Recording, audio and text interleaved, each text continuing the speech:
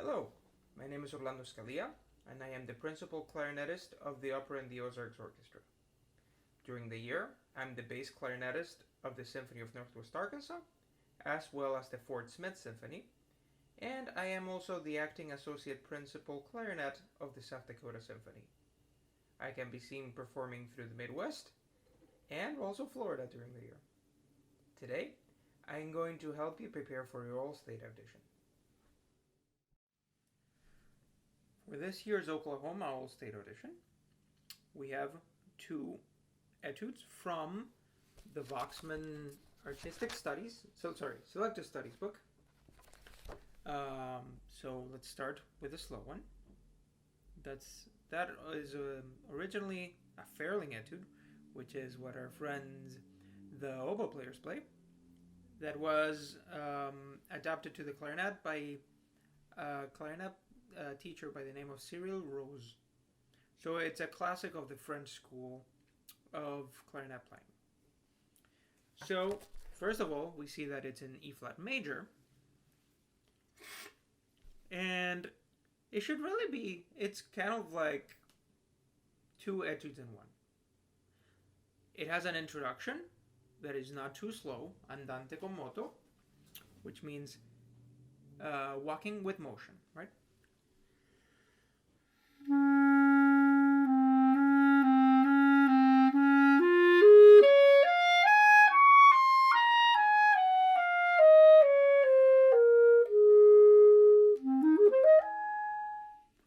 So to create that motion, we always want to move forward, especially when we have those half steps.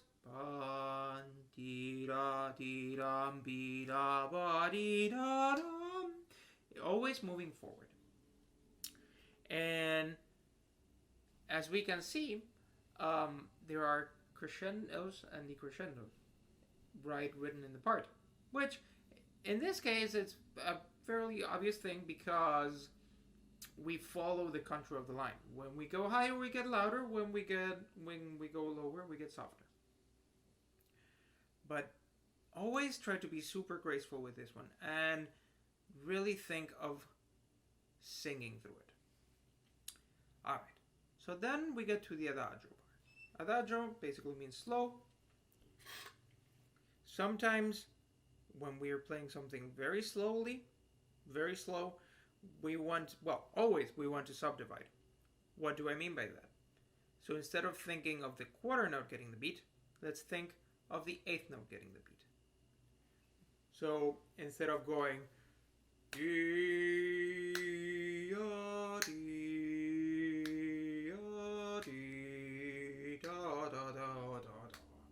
which sometimes that is a little nebulous. So it's hard to get the rhythm correct. But if we think of the eighth note getting the beat, 1, 2, 3, 4, 5, 6, 7, 8, 1, 2, 3, da da dee da dee da. It's much easier to control.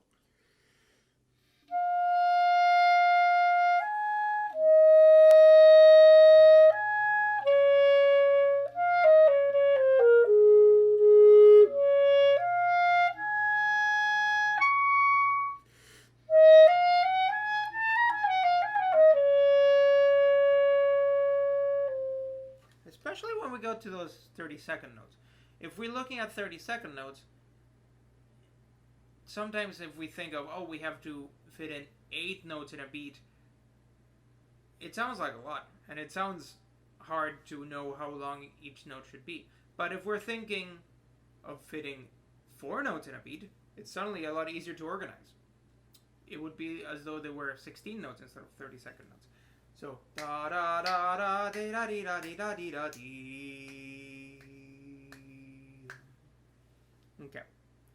So as we have written here, whenever we have a resolution, which is a fancy word for the ending of a phrase, right?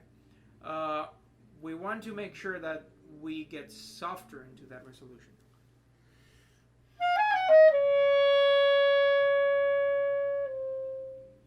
That's a classic thing in music. We never want to go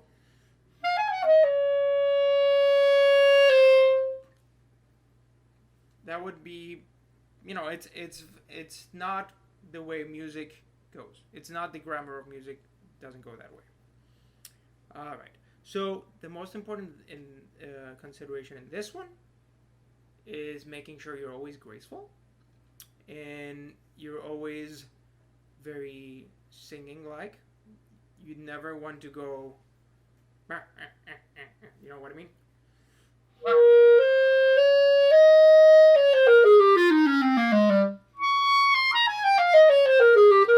Now, always a song, right?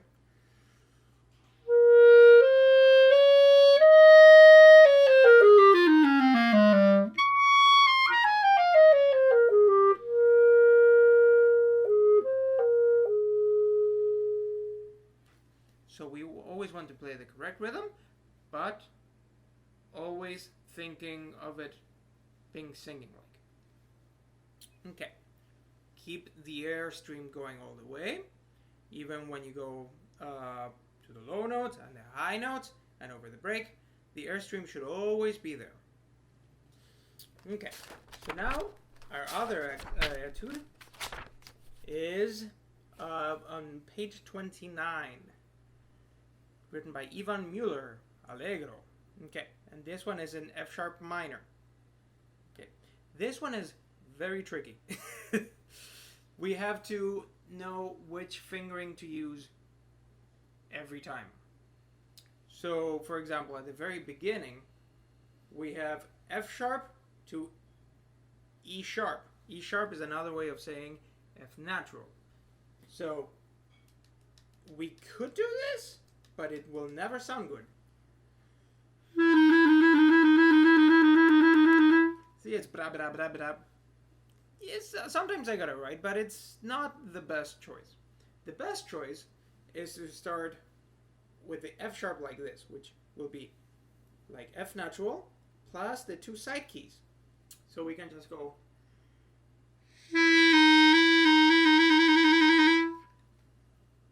And there are a lot of chromatic things in this one, going back down a half step and up a half step again.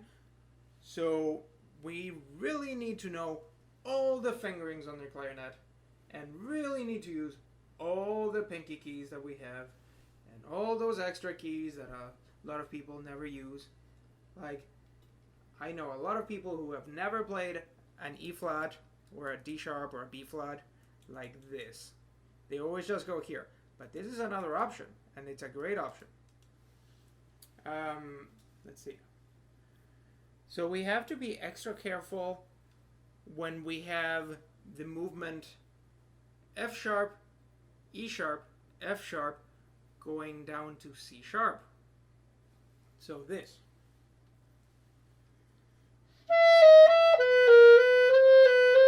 And you'll find that in the fourth measure in, so the first measure of the second line.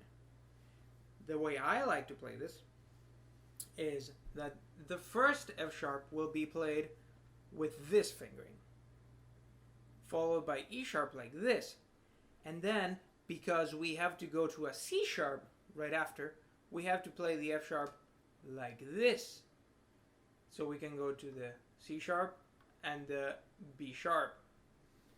So really go through this whole etude and really figure out which fingering you have to use and write it down.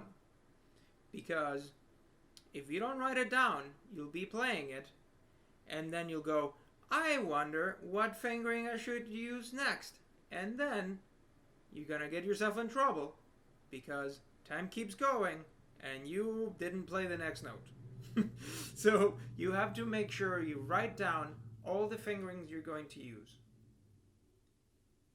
Practice this with a metronome. Do not go too fast. It's allegro, but it doesn't need to go too fast. Okay? So cleanliness is far more important. Alright, so practice it slowly and really pay attention to which fingering to use.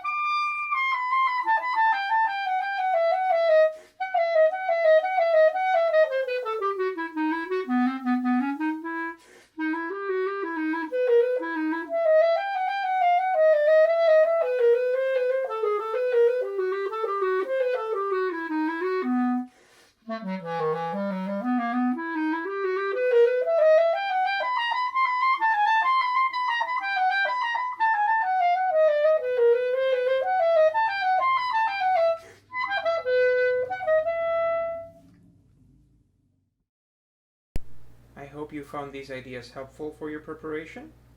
Enjoy your work, and good luck in the audition.